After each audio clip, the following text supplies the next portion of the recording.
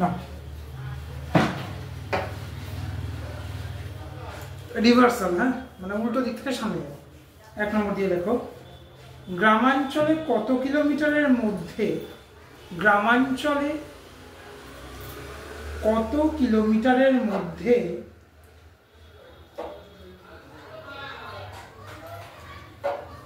Kilometre কিমি দাও না, তাহলেই তো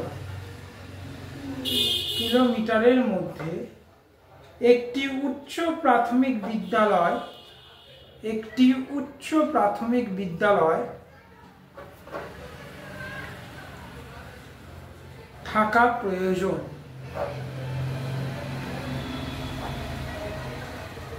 বিদ্যালয় থাকা প্রয়োজন। আচ্ছা, প্রাথমিক আর উচ্চ প্রাথমিক বিদ্যালয় কোনগুলো? প্রাথমিক কোনটা? লোয়ার কেজি টু 5 হচ্ছে তোমার প্রাথমিক বিদ্যালয়।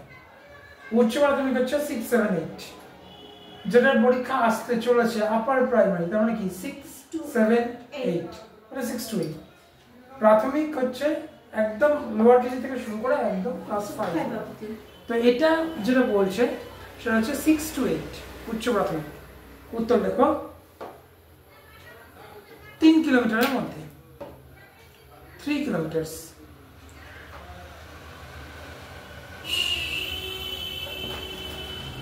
আচ্ছা, 2 নম্বরটা দিয়ে লেখো,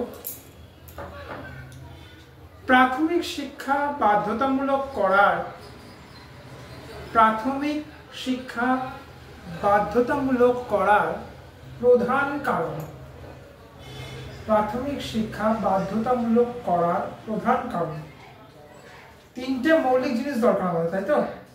অন্ন, বস্ত্র, বাসস্থান। এখন এসছে কোনটা? শিক্ষা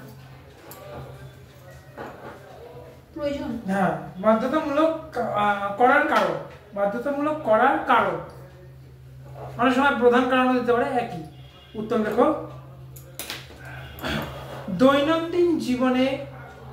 দৈনন্দিন জীবনে চলার পথে অপরিহার্য। দৈনন্দিন জীবনে চলার পথে অপরিহার্য। 3 নম্বর দিয়ে দেখো, একজন শিক্ষার্থী যখন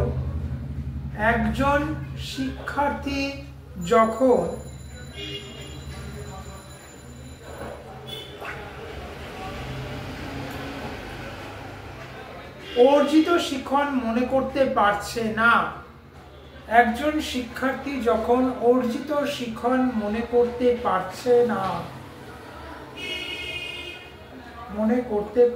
না, তখন মনে করা যেতে পারে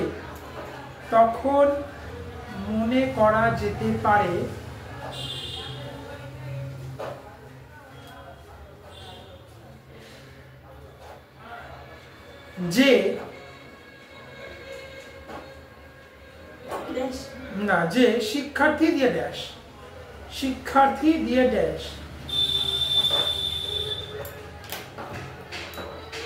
পরবর্তী শিখনগুলি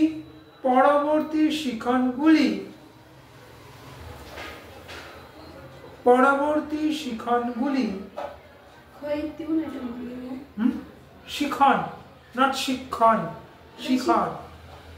হ্যাঁ, ঠিকই লিখেছো। শিক্ষণে হবে কয় মূর্ধন্য ষ, মানে যেটাকে তোমরা যুক্ত খ বলো। অ্যাকচুয়ালি নাম হচ্ছে কয় মূর্ধন্য ষ।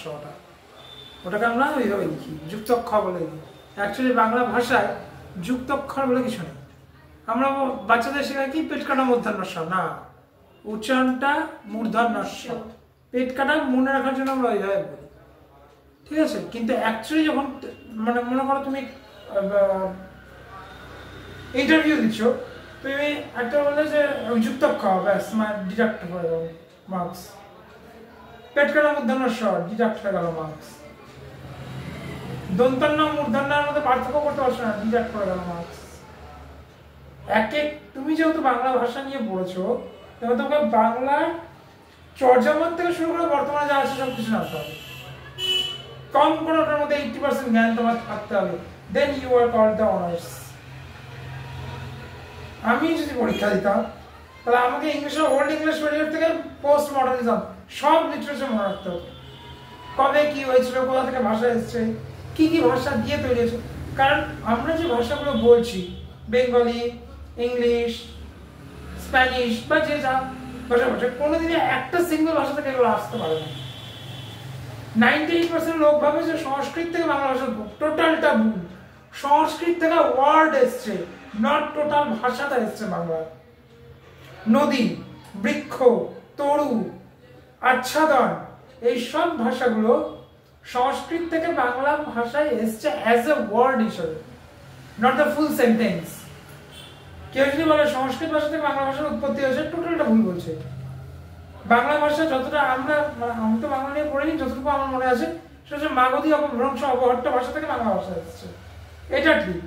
ইংরেজি ভাষা কোনোদিন সিঙ্গেল ল্যাঙ্গুয়েজ ইংরেজি না, স্ক্যান্ডিনেভিয়ান, ল্যাটিন, সব থেকে যেটা দরকার 98% বলে যে ওয়েসেক্স ভাষা না, অ্যাংলো স্যাক্সন, জার্মান, টিউটনিক ভাষা থেকে ইংরেজি ভাষা এসছে। 98% ইংরেজি টিচার জানেই না যে ইংলিশ ভাষা কোথা থেকে এসছে। তার মানে কি, ওরা শিক্ষক থেকে কিন্তু ওদের নিজের শিক্ষায় গলত রয়েছে, যেটা এই যে এখন বুঝতে পারবে। এই উত্তরটা লেখানোর জন্য এই কথাটাকে আনলাম। এবার লেখো, পরবর্তী শিখনগুলি পূর্বের শিখনের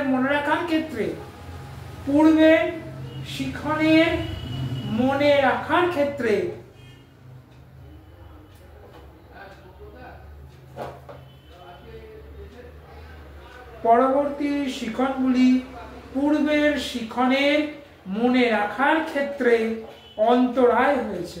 তার মানে কি, আগের লেসন আর নেক্সট লেসন, এই দুটো লেসনের মধ্যে কোনো ব্যালেন্স শিটই তৈরি করতে হবে।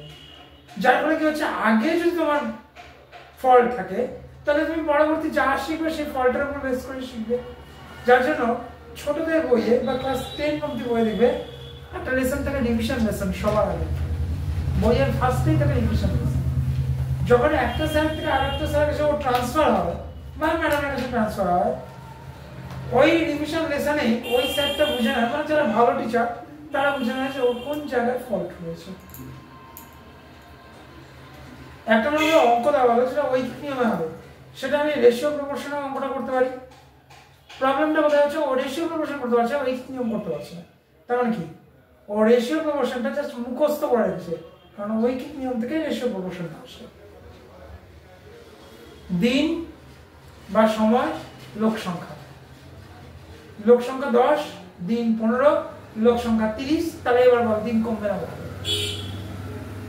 এটা ঐকিক, এটাকেই আমরা রেশিও প্রপোর্শনে আনি, মানে লিখতে কম হয়, ওগুলো ফার্স্ট হবে। কিন্তু যদি আমি ঐকিক নিয়মই না শিখতে পারি, তাহলে আমি রেশিও প্রপোর্শন করবো কি করে? প্রবলেম হবে। তাহলে আগের লেসন যদি ঠিক না হয়, তাহলে পরবর্তী লেসন কোনোদিন ঠিক করা যাবে না। ঠিক আছে? যার জন্য ও জ্ঞানটা নিয়েছে ঠিকই, টিচার যেটা বলেছে ও করেছে, যতটুকু দরকার ছিল ততটুকু ওরা ভুলে যাচ্ছে। তার মানে কি, অর্জিত জ্ঞানটা ও ধরে রাখতে হচ্ছে। তার মানে কি, আগের লেসন ও ফল্ট করে দিয়েছে, বা যার কাছে শিখেছে সে ফল্ট শিখেছে। বোঝা গেছে? নেক্সট, পরবর্তী, শিক্ষকের সর্বাপেক্ষা গুরুত্বপূর্ণ দায়িত্ব হলো,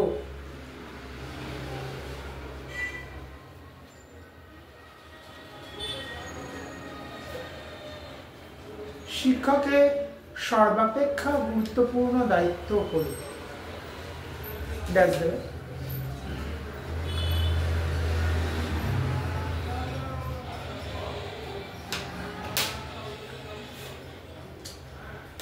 গণতান্ত্রিক আদর্শকে বাস্তবায়িত করা, গণতান্ত্রিক আদর্শকে বাস্তবায়িত করা,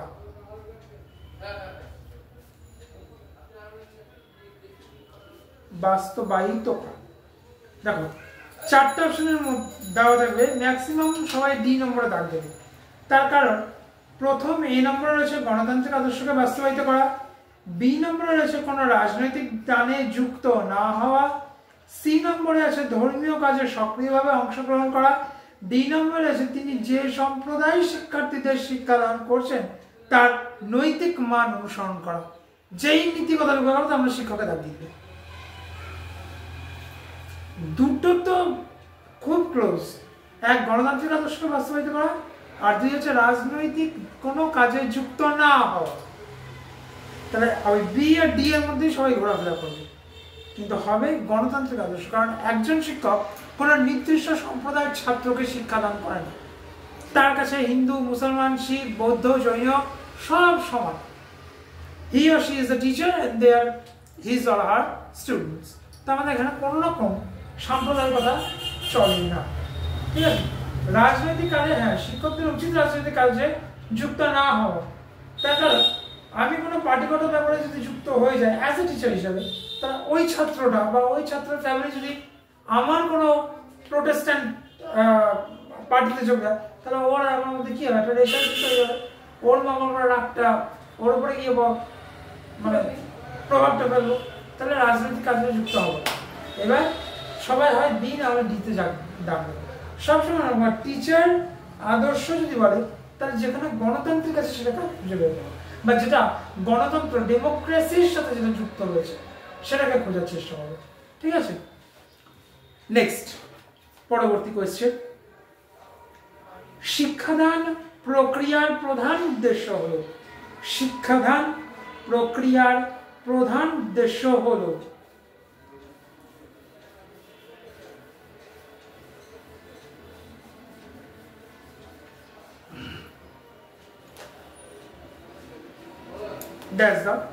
উত্তর লেখো। শিক্ষার্থীদের প্রশ্ন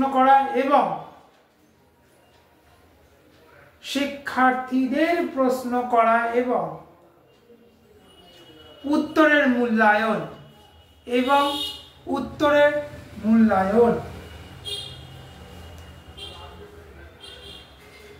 এবার প্রশ্ন হচ্ছে যে শিক্ষার্থীরা কি করে টিচারকে কোয়েশ্চেন করবে। কারণ 90% স্টুডেন্টস মনে করে যে টিচার যেটা শেখাচ্ছে সেটাই ঠিক। এবার টিচার তো একটা হিউম্যান বিংস, ভুল করতেই পারে, বা কোনো কোনো ক্ষেত্রে তোমাদেরকে ইংরেজি যখন পড়াই দেবে ইচ্ছা করে ভুল করে দেবে। কেন ভুল করি? নিজেরা যাতে ধরতে পারো। তার মানে কি, ওটা হচ্ছে উত্তরের মূল্যায়ন হয়ে যাচ্ছে। তার মানে তুমি শিখছো সেটা আমরা বুঝতে পারছি। এবার যখন আমরা আনকনসিয়াসলি ভুল করছি, মানে আমাদের কোনো ইয়ে নেই, লিখতে লিখতে অনেক সময় কি হয়ে যায়, ফেড আপ হয়ে যায়, অনেক সময় ভুল স্পেলিং লিখে দেয়, ভুল স্পেলিং। মনে করো ক্রাইটেরিয়া লিখতে গিয়ে TRI না লিখে TIRI করবে, সাপোজ করে। এবার কোনো কারণে ওই জায়গাটা ভুল। এবার শিক্ষার্থীদের উচিত যে স্যার ওই জায়গাটা ভুল, এটা না, স্যার এই বানানটা কেন হচ্ছে, ডিকশনারিতে এই বানানটা আছে, আপনি এই বানানটা কেন হচ্ছে, চেঞ্জ হতেই পারে বানান। যেমন COLOUR কালার, আবার COLOR কালার, দুটোই ঠিক, দুটোতেই ঠিক, কিন্তু অ্যাকসেন্টে দুটো হবে। COLOUR দিয়ে যারা লেখে তারা হচ্ছে ব্রিটিশ অ্যাকসেন্টকে ফলো, আর যারা COLOR লেখে তারা আমেরিকান অ্যাকসেন্টকে ফলো। এবার শিক্ষার্থীরা এখানে প্রশ্ন করবে যে একটাতে UR আর একটা স্যার লিখছে OR, পার্থক্য কি? তাহলে শিক্ষার্থীরা প্রশ্ন করবে, সেই প্রশ্নের উত্তরের মূল্যায়ন করবে, তাহলেই যে শিক্ষক তার শিক্ষাদানটা সফল হচ্ছে। দ্যাট মিন্স শিক্ষককে ক্রিটিসিজম নেওয়া জানতে হবে। আমি কারোর কাছে ভালো হতে পারি, কারোর কাছে খারাপ হতেই পারি। যে খারাপ আমি তার ক্রিটিসিজম নেবো না, যে ভালো তারই শুনে নেবো, তাহলে তুমি শিক্ষক না। তাহলে তুমি যে সেক্টরেই যাও না কেন, ক্রিটিসাইজ হবেই তোমার, সেই ক্রিটিসিজমটাকে নাও। তার জন্যই আমি বললাম যে শুধুমাত্র প্রশ্ন করলে হবে না, প্রশ্নের সাথে উত্তরের সঠিক মূল্যায়ন করতে হবে। হয় সেটা শিক্ষার্থী করবে, নাহলে শিক্ষক করবে। বোঝা গেছে? নেক্সট, পরবর্তী কোয়েশ্চেন। এই লেসনটা অ্যাকচুয়াল নাম হচ্ছে যে শিখন, অর্থ, প্রকৃতির তত্ত্ব এবং তাদের প্রভাব। এগুলো হচ্ছে তাত্ত্বিক ধারণা, এই ধারণাগুলো আগে ছিল না, এখন এই ধারণাগুলো আসছে, ইনপুট হচ্ছে। এখন দেখবে টিচার যেখানে স্টুডেন্টদেরকে পড়াচ্ছে, টিচারের প্রায়োরিটি কম, স্টুডেন্টের প্রায়োরিটি বেশি। কোনো একটা জায়গায় তুমি ইন্টারভিউ দিতে যাও, কোনো মনে করো একটা প্রাইভেট কোচিং সেন্টারে ইন্টারভিউ দিয়ে, আগে বলবে ডেমো ক্লাসটা কেন নিতে বলে।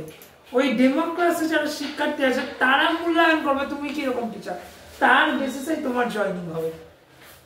আজকে আমি চালাচ্ছি, আমার কাছে যদি আরো 2-3টা ফ্যাকাল্টি এসে, আমি তো এমনি ওকে নিয়ে নেবো না, সে যতই আমার চেনা না হোক, ইভেনচুয়ালি আমার মা বাবা হোক, আমি তো তাকে এমনি না।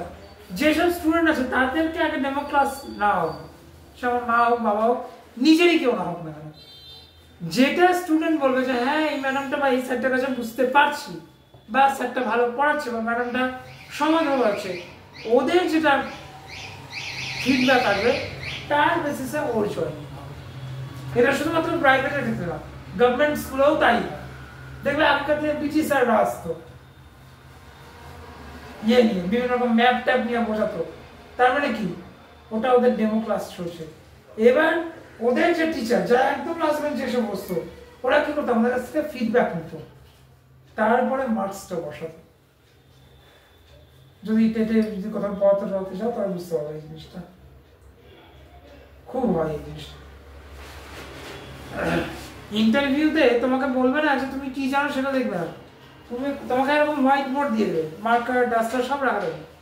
যারা ইন্টারভিউয়ার বসে আছে ওরা এখন স্টুডেন্ট, এবার ওদেরকে বোঝাও। এবার কিভাবে বোঝাবে, ওই বোঝানোর উপর তোমার সিলেকশন প্রসেস তৈরি হবে। কোশ্চেন আনসার তো পরে হবে,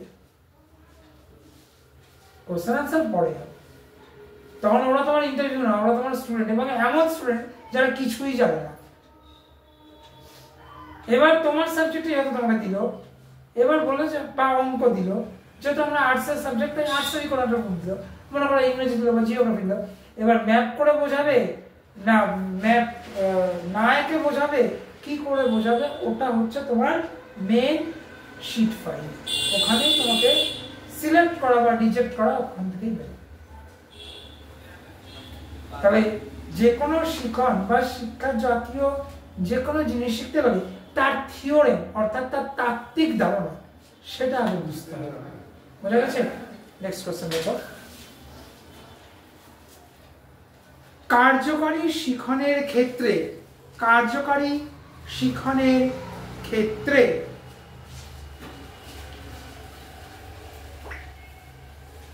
ভুল করেও শিক্ষণ করো না, কিন্তু বারবার বলছি শিখন।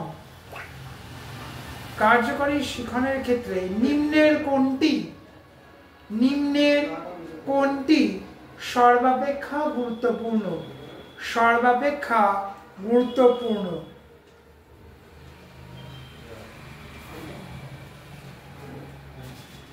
লেখো, উত্তর লেখো। শিক্ষার্থীদের মনোযোগ, শিক্ষার্থীদের মনোযোগ।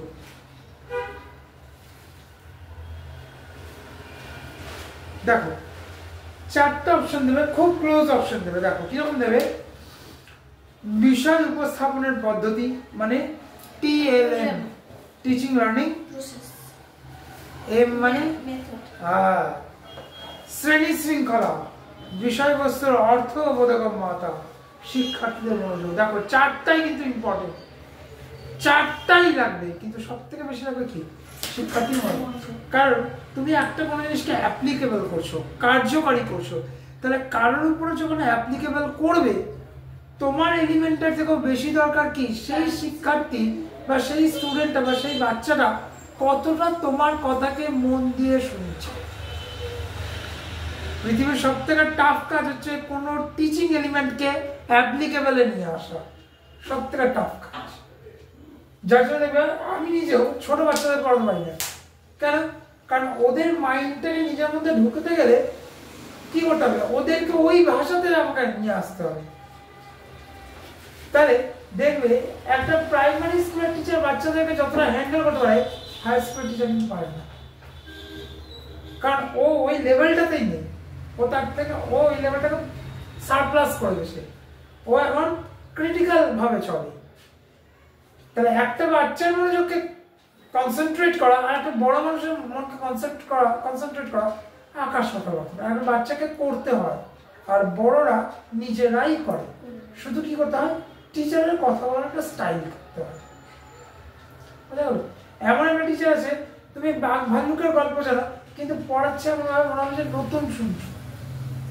আবার একটা টিচার তুমি ওই গল্পটা জানোই না, পড়াচ্ছে, তোমার মনোযোগ নেই।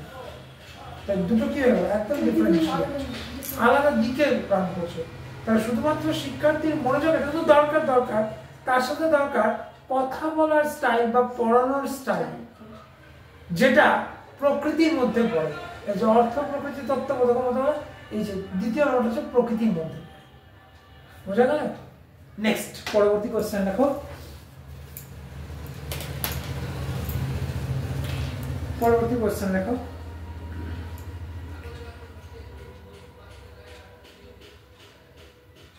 শিক্ষকের ব্যক্তিগত জীবনের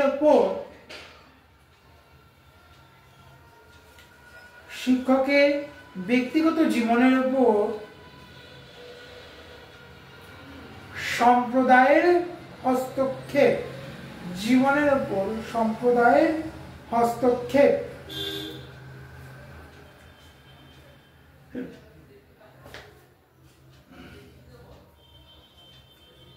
ড্যাশ সময়ের সঙ্গে বৃদ্ধি পাচ্ছে। এটাও বোঝা আছে, দেখো কিভাবে হচ্ছে, সময়ের সঙ্গে বৃদ্ধি পাচ্ছে।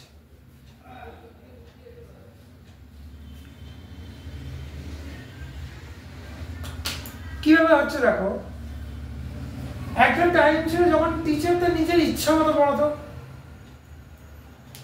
এখন কি হচ্ছে, সিলেবাসের থেকে বাইরে পড়াচ্ছে, হয় টিচার চেঞ্জ হয়েছে, নাহলে মা বাবা এসে অভিযোগ জানাচ্ছে। একটা মানুষকে আমাদের প্রত্যেকে মনে করি যে একটা মানুষকে পুঁথিগত শিক্ষার থেকে বেশি প্রয়োজন পুঁথিগত শিক্ষার বাইরের শিক্ষা দেওয়া। আমাদের স্টেট এবং বিহার, এই দুটো জায়গায় এইটার উপর জোর দেওয়া হয় বেশি, পুঁথিগত বিদ্যা। যার জন্য কি আমাদের এতগুলো ডিগ্রি পাওয়ার পরেও আমাদেরকে পরীক্ষার জন্য আলাদাভাবে পড়াশোনা করতে হবে। ঠিক তুমি একটু ব্যাঙ্গালোর হাইটেক সিটি যে বলো, ব্যাঙ্গালোর, মুম্বাই, হায়দ্রাবাদ, চেন্নাই, সাউথার্ন ইন্ডিয়ার দিকে চলে যাও, কেরালা, কর্ণাটক, তামিলনাড়ু, তেলেঙ্গানা, ওদের একটু সিস্টেমটা দেখো পড়াশোনা। ওদের সিলেবাসটা থাকে এতটুকু, টাইমটা থাকে এতক্ষণ। তার মানে ওরা যে সিলেবাসটা 6 মাসে কমপ্লিট করার কথা, সেই সিলেবাসটা ওরা টাইম দিচ্ছে 1.5 বছর। এবার 6 মাসে তো সিলেবাস হয়ে যাচ্ছে, আরো 6 মাসের মধ্যে ওরা রিভিশনও দিয়ে দিচ্ছে। বাকি যে হাফটা সময় থাকলো 6 মাস, ওরা কি করছে, হয় ওরা যে জিনিসটাতে ফোকাস করার চেষ্টা করছে সেই জিনিসটা পড়াশোনা করতে পারছে, নাহলে ওই জিনিসটার মধ্যে ওরা প্র্যাকটিক্যালি শিখতে পারছে, মানে আদার ক্যারিকুলাম অ্যাক্টিভিটিস গুলো ওরা করতে পারছে। যার ফলে কি হচ্ছে, ওদের বুদ্ধিগত বিদ্যা তো আছে, তাছাড়াও বাইরে থেকে কি করছে, টেকনিক্যাল লাইনগুলোকে ওরা অর্জন করে রাখছে। যার জন্য কি ওদের ওখানে ইন্ডাস্ট্রি তৈরি হয়েছে, ওদের ওখানে ভালো ভালো অকুপেশন তৈরি হয়েছে, ভালো ইনকাম সোর্স তৈরি হয়েছে, যেটা আমাদের এখানে কলকাতা ছাড়া থাকতে হবে। কলকাতা ছাড়া দেখো, কলকাতায় কোনো ছেলে 20 থেকে 22 বছর বসে থাকে না, হয় যদি ওর অ্যাক্টিং এ টেলিফিল্মে ঢুকে যাচ্ছে। এই যে আজকে যে সিরিয়ালগুলো তোমরা দেখছো, কত বছর ছেলেমেয়েরা কাজ করছে, 5-6 বছর এতটুকু ছেলেমেয়েরা কাজ করছে, পড়াশোনা চালাচ্ছে প্লাস অ্যাক্টিং হোক বা যাই করছে। কেউ হয়তো ইউটিউবে ভয়েস আর্টিস্ট হচ্ছে, কেউ আরজে হয়ে যাচ্ছে, মানে রেডিও জকি, কেউ মনে করো এরকম আমার মতো ইনস্টিটিউট করে পড়াচ্ছে। তার মানে কি সোর্স অফ ইনকামটা বড় না, কতটা ও পুঁথিগত বিদ্যার বাইরে শিখছে, কতটা অর্জন করছে এবং সেটাকে কি করে অ্যাপ্লিকেবল করছে তার উপরে প্রেশারাইজ দেওয়া হচ্ছে। ওরা এই জিনিসগুলো হয়তো ক্লাস 7-8 পড়ে দিচ্ছে, বুঝতে পারলে? তাহলে শুধুমাত্র যে পুঁথিগত বিদ্যাতেই আমাদের আকৃষ্ট বা এটার মধ্যে ঢুকতে হবে না। আর এই জিনিসটাই এখন হচ্ছে সম্প্রদায়ের, আমার ব্যক্তিগত বিষয়, পড়ানোটা আমার ব্যক্তিগত, আমি কাকে কিভাবে পড়াবো সেটা আমার ব্যক্তিগত বিষয়। একজন গার্ডিয়ান এসে অভিযোগ কনসাল্ট করতে পারে, বাট নট টু বি, আমাকে কোনো কমপ্লেইন দিতে পারবে না। কারণ অ্যাজ এ টিচার হিসেবে আমার উচিত তাকে পুঁথিগত শিক্ষার সাথে সাথে তাকে বহির্বিশ্ব সম্পর্কে অবগত করানো, একটু অ্যাডভান্স লেভেলে তাকে নিয়ে যাওয়া, বুঝতে পারলে? কিন্তু এটা এখন আর হয় না। তাই বলছে সম্প্রদায়ের হস্তক্ষেপ সময়ের সঙ্গে সঙ্গে বৃদ্ধি পাচ্ছে। আজকে আমরা যতটা ফ্রিলি পড়াতে পারছি, আমাদের নেক্সট জেনারেশনের টিচাররা তাও ওই ফ্রিডমটাও পাবে।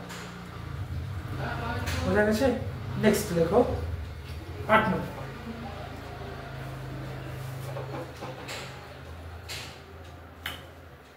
সংস্কৃত শিক্ষক শ্রেণীকক্ষে সর্বদা তিরস্কার করেন। শ্রেণীকক্ষে সর্বদা তিরস্কার করেন।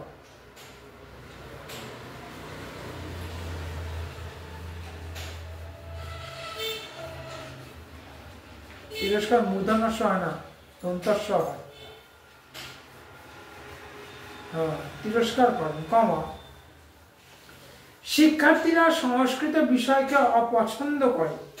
শিক্ষার্থীরা সংস্কৃত বিষয়কে অপছন্দ করেন, করে ড্যাশ করে দিয়ে ড্যাশ কোশ্চেন লিখবে, হ্যাঁ উত্তর লিখবে না, ড্যাশ দিয়ে কোশ্চেন লেখো। এটি মনস্তত্ত্বের কোন নীতি ব্যাখ্যা করে? কোন নীতি ব্যাখ্যা করে?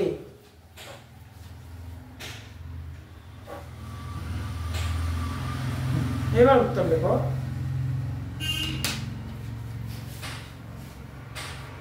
প্রাচীন অনুবর্তন। প্রাচীন অনুবর্তন।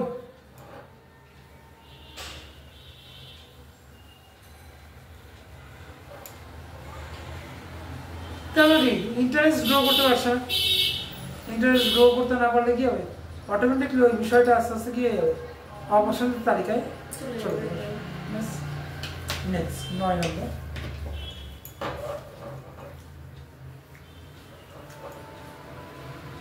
কার্যকরী শিখনের জন্য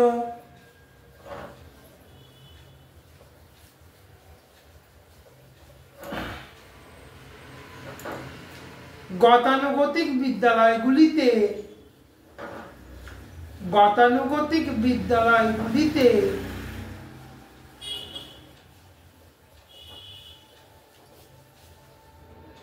যে নীতির ওপর বিশেষ গুরুত্ব দেওয়া হবে। কার্যকরী শিক্ষণের জন্য গতানুগতিক বিদ্যালয়গুলিতে যে নীতির ওপর বিশেষ গুরুত্ব দেওয়া হবে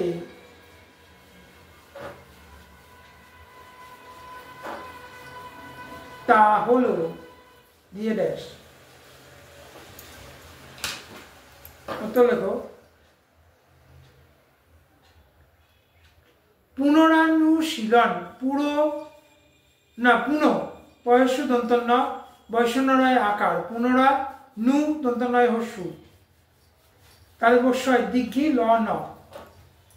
পুনরানুশীলন মানে পুনরায় অনুশীলন। ঠিক আছে, নেক্সট। ব্যক্তির মধ্যে বাঞ্ছিত ব্যক্তিত্ব বিকাশের উপায়।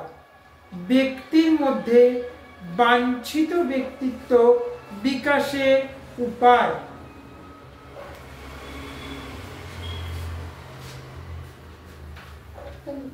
ব্যক্তিত্ব বিকাশের উপায়।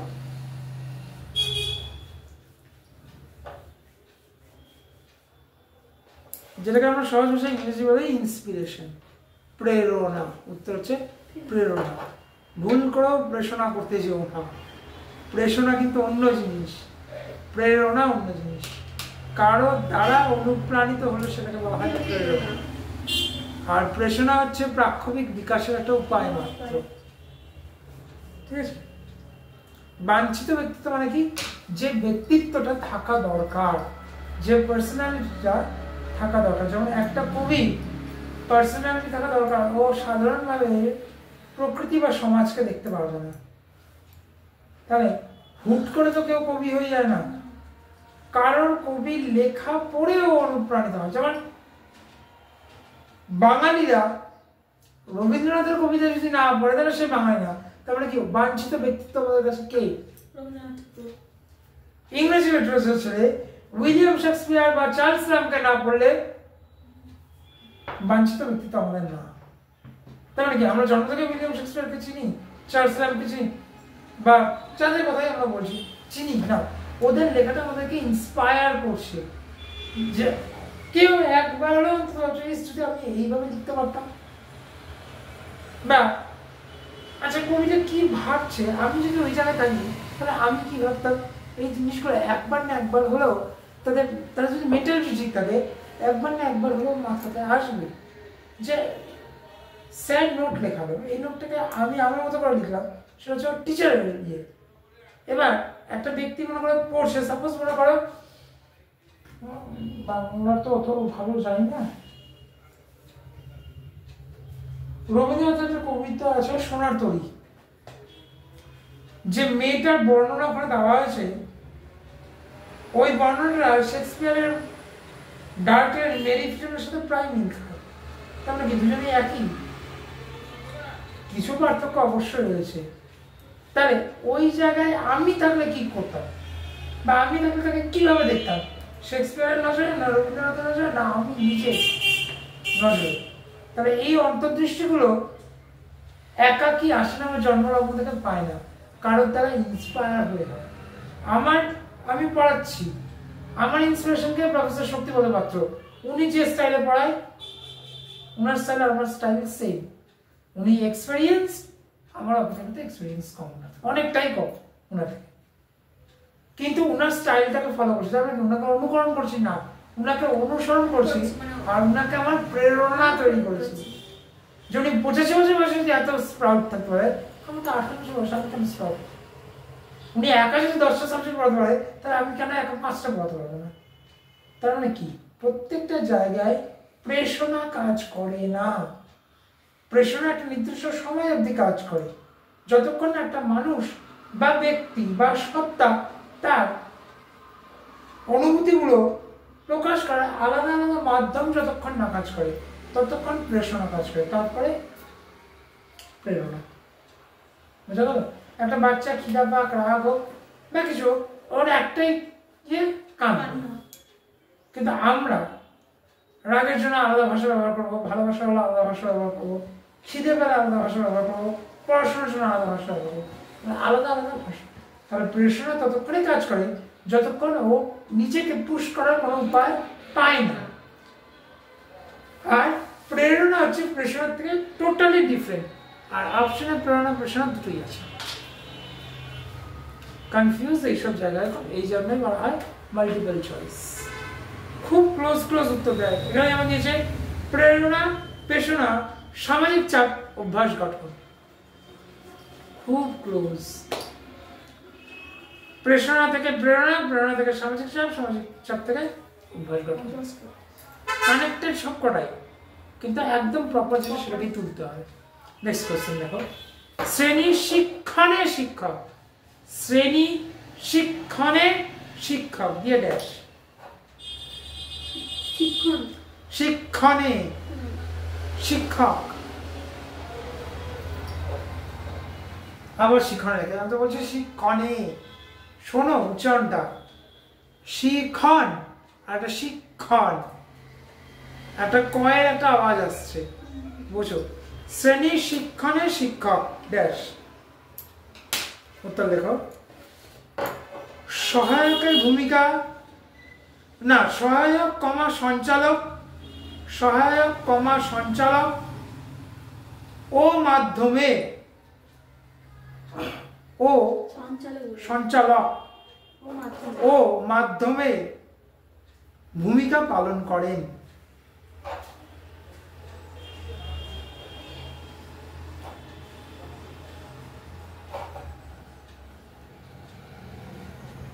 সহায়ক মানে ক্লাস করতে সাহায্য করছে, সঞ্চালক মানে ক্লাসটাকে চালাচ্ছে, মাধ্যম মানে যার যখন যেটা প্রয়োজন হচ্ছে সেই প্রয়োজনটা সাপ্লাই করছে। ঠিক আছে, নেক্সট। শিক্ষা প্রতিষ্ঠানের অধিকাংশ শিক্ষকের কর্তব্য, শিক্ষা প্রতিষ্ঠানের অধিকাংশ শিক্ষকের কর্তব্য হলো দিয়ে ড্যাশ।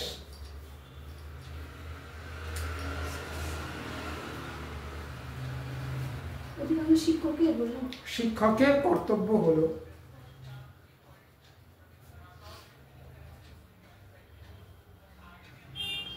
দেখো 4টা অপশন দিয়েছে। কোনো বিতর্কিত বিষয়ের উপর নিজের মত ব্যক্ত করা উচিত নয়, রাজনীতি এবং রাজনৈতিক আলোচনা থেকে নিজেকে সরিয়ে রাখা, কমিউনিটির অধিকাংশ ব্যক্তির বিশ্বাসকে তুলে ধরা। ভালো করে বোঝা, আবার বলছি, কোনো বিতর্কিত বিষয়ের উপর নিজের মত ব্যক্ত করা উচিত নয়, অ্যাকচুয়ালি হবে উচিত।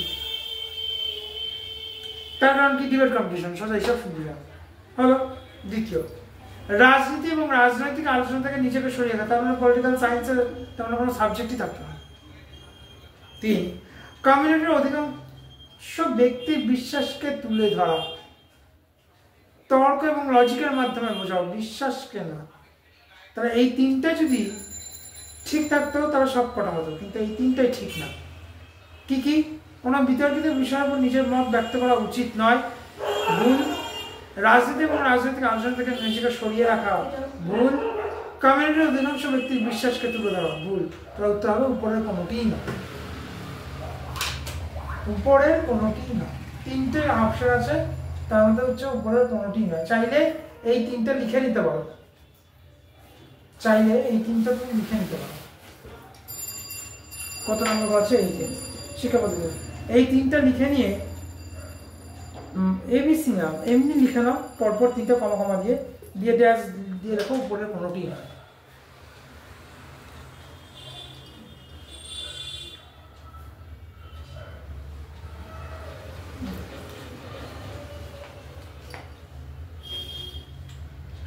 এই চ্যাপ্টারটাই হচ্ছে একটু টাফ চ্যাপ্টার।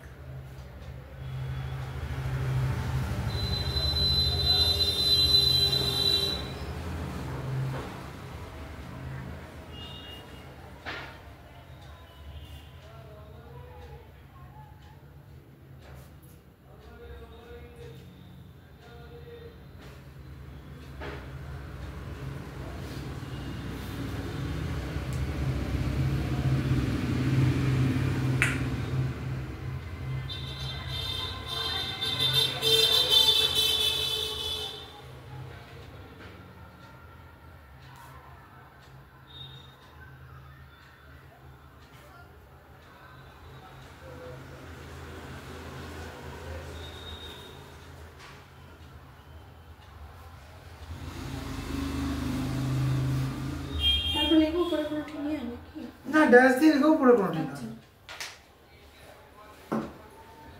আমি এটা লিখতে বললাম কারণ আসলে ভুলে যেতে পারে, সেটা লিখে নিতে পারবো। তোমাদের যে আমি ইয়েটা তৈরি করছি ইংলিশে, যে তোমার